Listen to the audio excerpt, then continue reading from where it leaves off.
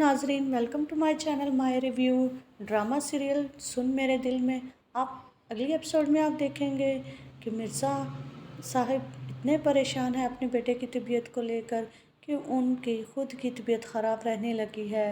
वो हर वक्त यही सोचते रहते हैं कि उनका इकलौता बेटा किस तरह की ज़िंदगी गुजार रहा है, क्योंकि उनके बेटे का बुखार तो उतरने का नाम नहीं ले रहा और उसको जो दूसरी बीमारियां हैं वो अलग से हो गई हैं। लेकिन मिर्ज़ा साहब अब ये बातें अपनी फैमिली से भी शेयर नहीं कर पा रहे, क्योंकि वो नहीं चाहते कि सारी फैमिली जो है परेशान हो।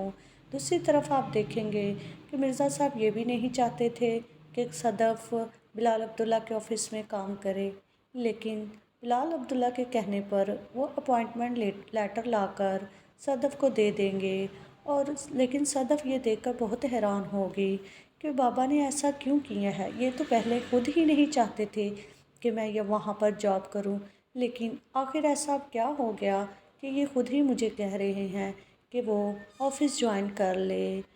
सदफ़ इस चीज़ को लेकर सोच में पड़ जाएगी, लेकिन मिर्ज़ा साहब कहेंगे काम तो करना ही है बेटा, तुम ज्वाइन कर लो।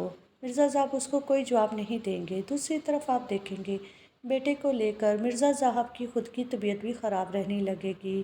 फिर ऐसा होगा अगले ही सीन में आप देखेंगे कि मिर्ज़ा साहब को हार्ट अटैक आ जाएगा और जिससे उसको फ़ौरन ही उन्हें हॉस्पिटल ले जाना पड़ेगा।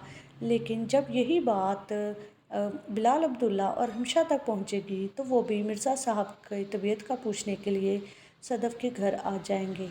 इसी दौरान आप देखेंगे कि बिलाल अब्दुल्ला की नज़र जैसे ही सदफ़ पर जाएगी तो उसकी तो नज़रें ही वहाँ ठहर जाएंगी।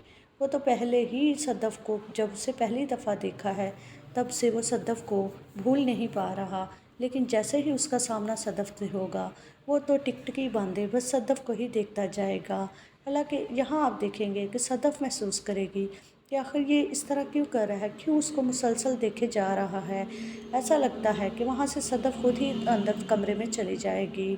फिर आप ये भी देखेंगे कि दूसरी तरफ दानियाल जो कि सदफ़ से बहुत मोहब्बत करता है, वो भी जब मिर्ज़ा साहब की तबीयत पूछने के लिए आएगा तो वो भी सदफ़ को कहेगा कि ज़िंदगी में अगर उससे कोई भी काम पड़े तो वो बिला हिचकिचाए उससे करवा सकती है।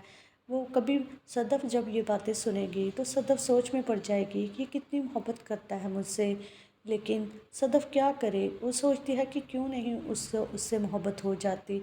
और दूसरी तरफ आप ये भी देखेंगे कि जो सदफ़ का भाई ज़ावियार है उसकी दिन ब दिन तबीयत बिगड़ती जा रही है, जिसका असर उसकी स्टडीज़ पर भी पड़ रहा है।